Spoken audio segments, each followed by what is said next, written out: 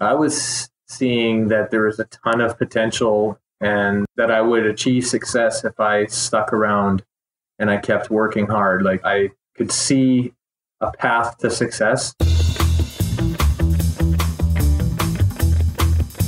You're listening to the Drone Radio Show podcast, the show about drones and the people who use them for business, fun, and research. Hosted by Randy Goers.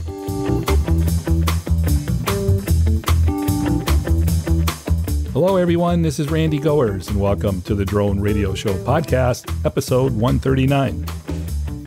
What's it take to build a drone-based business in 2018? If you ask today's guest, he would say persistence, flexibility, and a whole lot of thinking outside the box. Mathew Johnson is president of M3 Aerial Productions and an instructor at Brandon University UAV Ground School in Canada. In 2015, Mathew launched his drone services company. And like a lot of other small drone-based businesses, he struggled to establish his operation. But by continually to refine his business plan and services, Mathew was able to transition the once part-time operation into a full-time profitable business. In this episode of the Drone Radio Show, Mathew talks about the challenges of creating a drone-based business in today's climate, and how operators can achieve a positive cash flow by seeking multiple income streams. Now, before we hear from Mathew, I want to thank those of you who have been supporting my funding campaign on Patreon. For as little as $1 per month, you can help defray the costs of production and keep the podcast going and growing. Go to patreon.com/drone radio show to join the team. Now let's learn how to build a successful drone-based business with Mathew Johnson. Let's pick up the interview where I asked Mathew to introduce himself. My name is Mathew Johnson. I'm the president and CEO of M3 Aerial Productions. We're a drone services company based in Winnipeg, Canada, and we started in 2015. Tell us about your company and the type of services it provides. Funny, I was listening to one of your podcasts and someone was saying how they had kind of started off getting into wedding photography, or that was the idea initially. I had the same brilliant idea when I first saw the first drone video that I had ever seen. For some reason, weddings was the go-to moneymaker, but I actually ended up flying one wedding just for a friend for free, just to test it out, and decided after that weddings wasn't where I wanted to go. From there, it turned into real estate, and there was a minimal amount of success in the real estate. It's hard to convince real estate agents to see the value of the imagery that you can collect using a drone for the amount that makes sense to charge for it. You know what I mean? Charging $300 or $400 for some aerial photography or video just doesn't really make sense when they can buy their own drone and do it themselves. So I found there was a little bit of pushback from the real estate side of things. And so I started doing some research back in 2015 on where I really wanted to go. And when we saw originally the big three, mining, agriculture, and construction, were at the time for the highest return on investment industries, we decided to focus on agriculture because we're located in the Canadian prairies and we're surrounded by it. Now, did you have any experience with agriculture? I had no prior experience with agriculture, and I've learned quite a bit about agronomy and what you need to be looking for, even from an aerial perspective. And I think over time, we've been able to really develop an understanding of how drones can be of value in agriculture. It's not just something that we see in the news often. There's real value that can be found there, but it's not as obvious in some cases as you think. It's not just taking a drone and flying up and taking a couple pictures of a crop.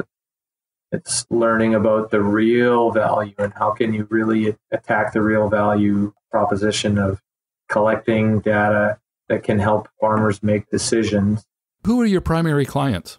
Initially, we were doing some work with agronomists and some individual farmers.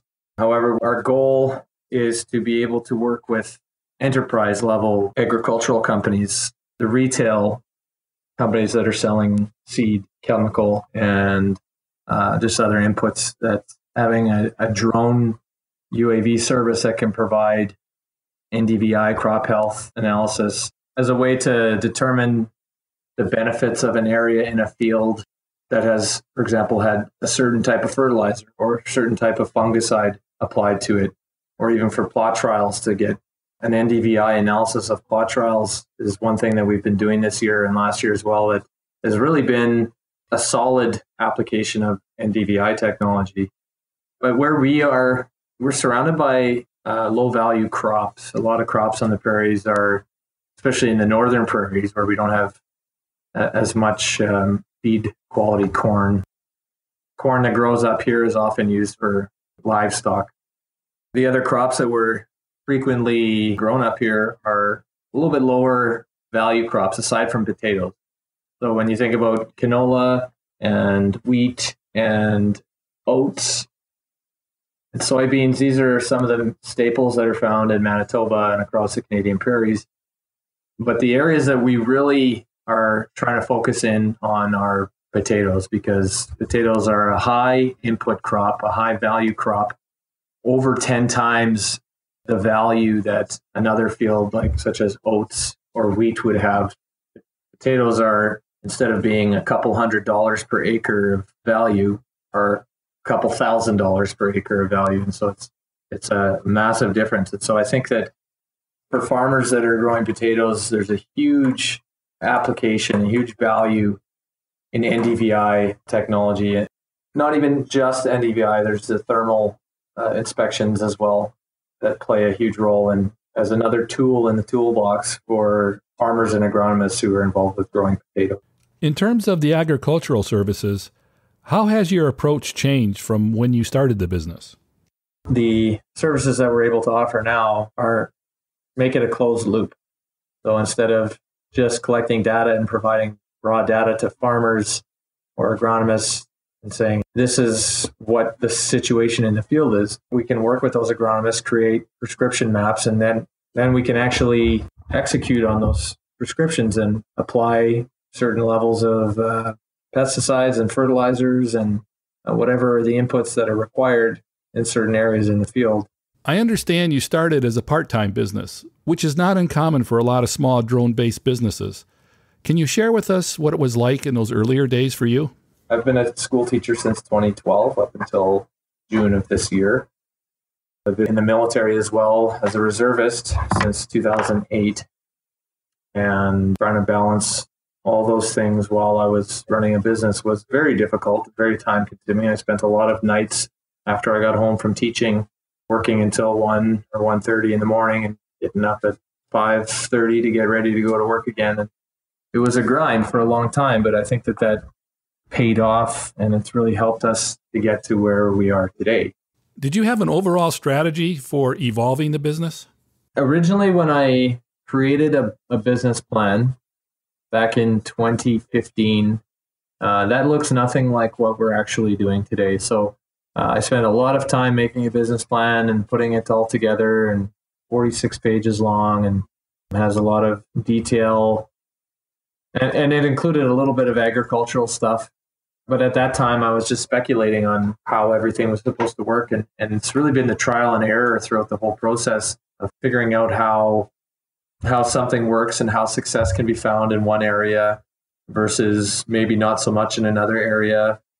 How real estate at first looks like this gleaming gold star opportunity, and then it ends up turning out that, well, there's a lot of competition in the real estate world, and it requires a totally different model. Not to say that it's not a profitable opportunity. There's tons of opportunity in real estate, but it requires a completely different model than what we could offer as at that time, just a one-man team.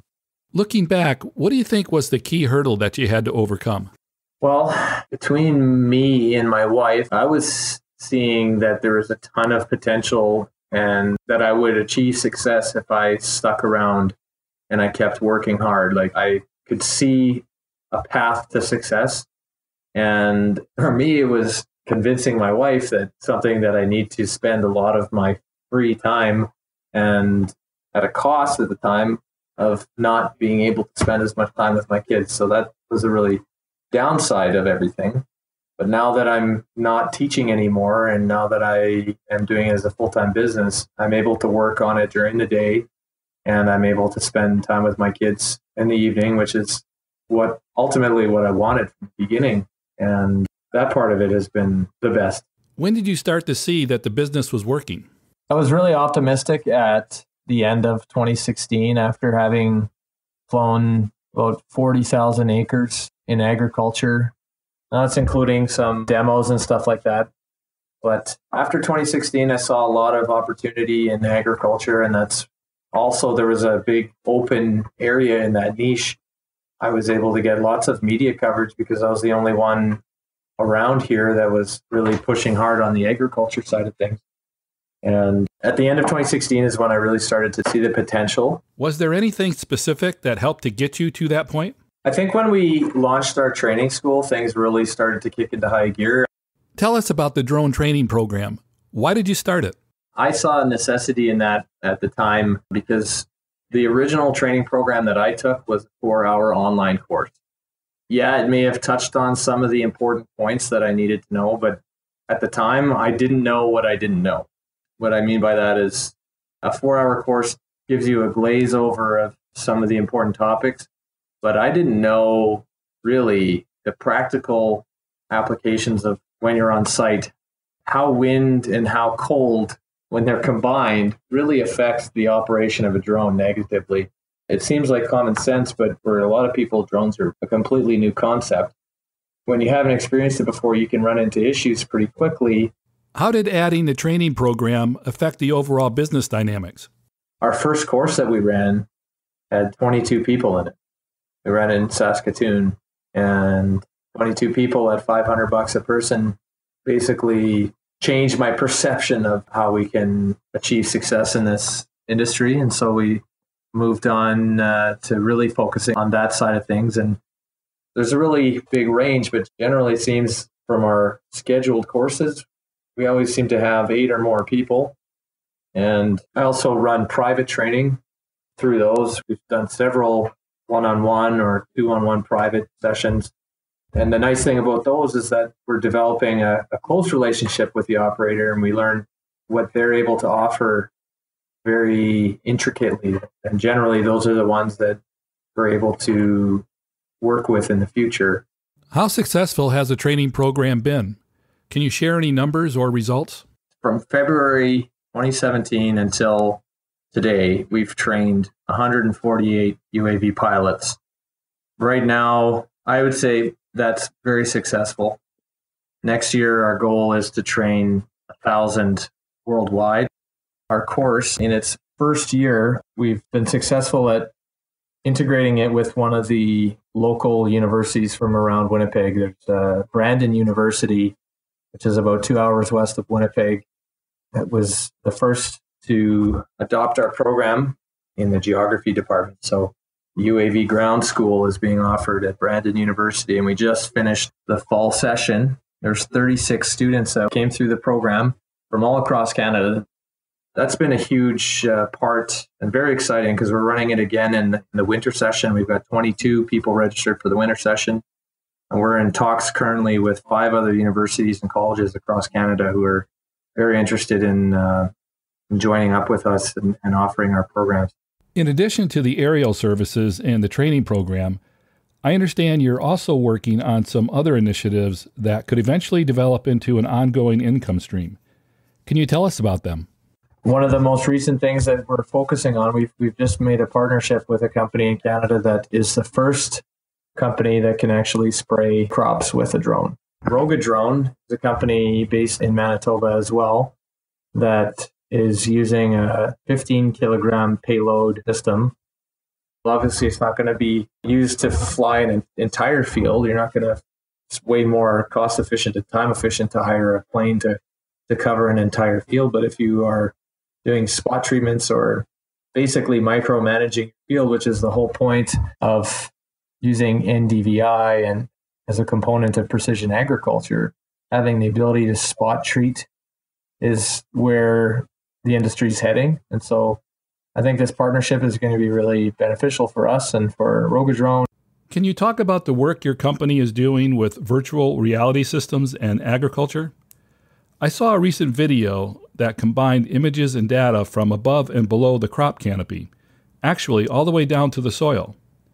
And I think you may be the first company to do this. Can you start by describing the process for us? We'll fly a field using NDVI, a sensor such as the Centera single sensor, which is just a basic near-infrared true NDVI sensor that fits onto a Phantom system or almost any drone actually with a GPS receiver. So we'll map the field, and while we're still on site, we can now process it and get a decent idea of where some of the stressed areas are. We're not going to be processing a full ortho mosaic.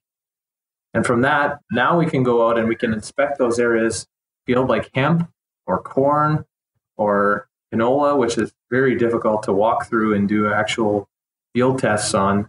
We can go out, fly at low level, and lower a 360-degree camera inside the field below the canopy. And we'll be able to assess the health of the crop or see why the crop may be not as healthy, because we've already used the NDVI. So we've identified that there's a problem there. We'll fly out to the field, we'll lower the camera and see what's going on below the canopy. We're able to use a live streaming screen to watch what's going on with it. And we are able to drop it in and just get a closer look of what's happening below the tops. And that's not something that you can do without a drone unless you walk out there yourself. What do we get with virtual reality that we can't get with current methods? The problem with NDVI, I guess it all connects to NDVI, is like you get an image that is red, yellow, and green, or maybe there's some other colors in there. But what does it mean? NDVI doesn't tell you what the problem is. It doesn't tell you whether it's water stress, whether it's pest like insects or weed infestation or nutrient insufficiencies. It just tells you that there's a problem there, and you can go and check it out. If it's a tall crop or if it's a crop like canola, you can drive out there and you can crush a lot of the plants.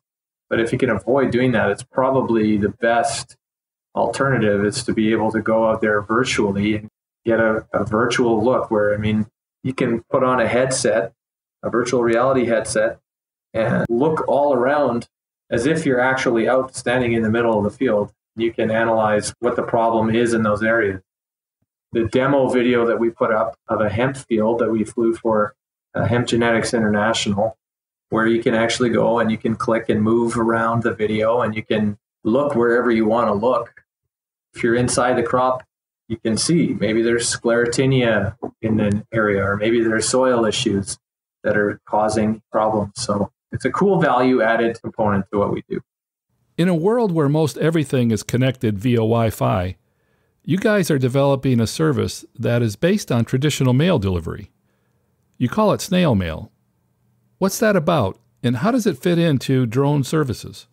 Snail mail data was launched earlier this month, and essentially what it is a service that we're providing to rural communities across Canada who are likely suffering from poor internet connections.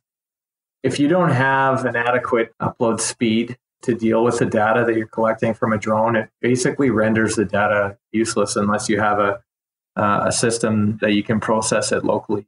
And there's other options like Pix4D for local processing.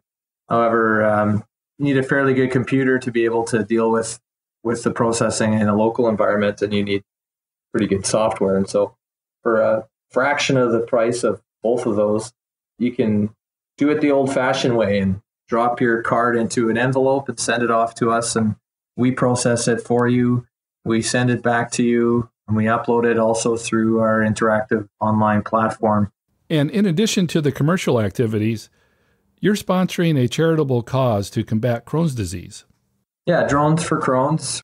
That's an initiative that we started in January. I had seen an advertisement on a local, I guess, a classified website in Winnipeg, and someone was advertising drone photography in exchange for donations to support Crohn's and colitis treatment and research programs.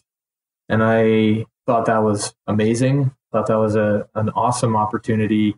I reached out to him instantly and said, hey, my mom has Crohn's. She's had Crohn's since the day I was born, basically. And it's something that I'd love to be able to help with. And we teamed up at that point. And then shortly after that, I contacted Crohn's and Colitis Canada, reached out to them and said, we're interested in working on a fundraising campaign.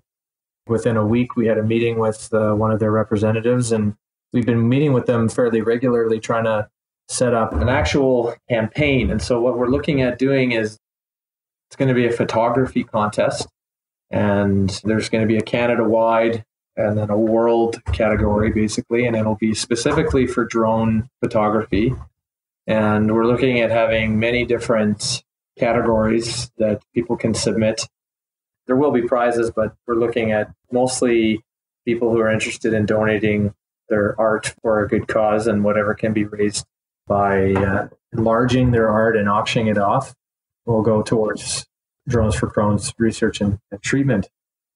So this event that we're looking at doing is likely going to be in either October or November next year. We're still obviously in early planning stages, but I've been pushing it on social media to try and get interest from drone photographers across Canada and the United States and around the world. Getting back to your business, what advice would you offer to other entrepreneurs who are thinking about starting their own drone-based business? To be able to make a dent in this industry and be able to generate some revenue, you have to be totally and utterly committed to it. We started off, like I said, in 2015 and just kind of experimented. Our first year was really not, I wouldn't say, we didn't really know exactly what we were doing or where we were going at that time, and things have changed so much since then. But with the model that we've got this year, there's definitely profit to be made. But I think what it comes down to is grit and determination and staying totally involved in the industry. What do you think one should consider before they actually start a business? I think it's making up in your mind that it's worth doing is the first step. If you don't believe in it when you're starting, then it's going to end up resulting in predestined failure. So you want to at least have in your mind that this is going to work, and moving on from there, trying to network, trying to get in touch with other people, other successful people in the industry. One of the first things I did before I even bought my drone was I called 3 or 4, maybe 5 different companies across Canada that I had seen websites, and called them up and asked them how they got into the industry, how they were achieving success, and whatever they could tell me. I was like a sponge. I just soaked up whatever people were willing to tell me, and networking was the key component to helping grow. And my final question, Matthew, what message would you like to leave in regard to starting a drone-based business in 2018? You want to stay on your toes. That's the biggest thing. That the industry is changing so fast. So you want to stay on your toes, and it's very difficult when you don't know anything about the industry to just come in and know what's going on. So I recommend that you follow as much news, you subscribe to as many drone-specific feeds and Twitter and on social media and other things like that to know what's going on in the industry, because there's some huge changes that are coming. Beyond visual line of sight, drone swarms, that's another thing that we're interested in getting involved in Manitoba, being one of the first companies that's using drone swarms for agriculture. There's the unmanned traffic management, UTM, that they're bringing in, that's being developed, that is going to be low-level drone airspace. And then I talked about drone spraying. And then, of course, the regulatory changes that are happening on a regular basis. Basically, every 6 months, there's something new that's happening in the regulatory world. So if you're a new business, you want to be able to stay on top of all these things by following the news closely. That's the biggest piece of advice I can give. That's it for episode 139 of the Drone Radio Show. I hope you enjoyed hearing from Mathew Johnson of M3 Aerial Productions. I want to thank Mathew for taking the time to speak with me. If you want to learn more about M3 Aerial Productions or want to connect with Mathew, check out their webpage at m3aerial.com. If you want more information on how to enter the photo contest and raise awareness of Crohn's disease, go to dronesforcrohns.org. That's drones with the number 4 and Crohns spelled Crohns.org. If you like the Drone Radio Show, please consider supporting the podcast with a small donation.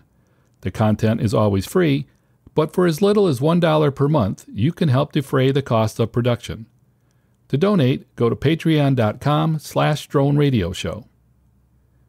Thanks for listening. Your support means a lot to me, and I hope you'll listen to more episodes of the Drone Radio Show podcast to hear how others are using drones for business, fun, and research.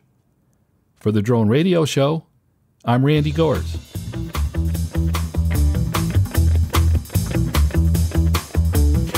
This has been the Drone Radio Show podcast. More information on today's show can be found on our website at www.droneradioshow.com.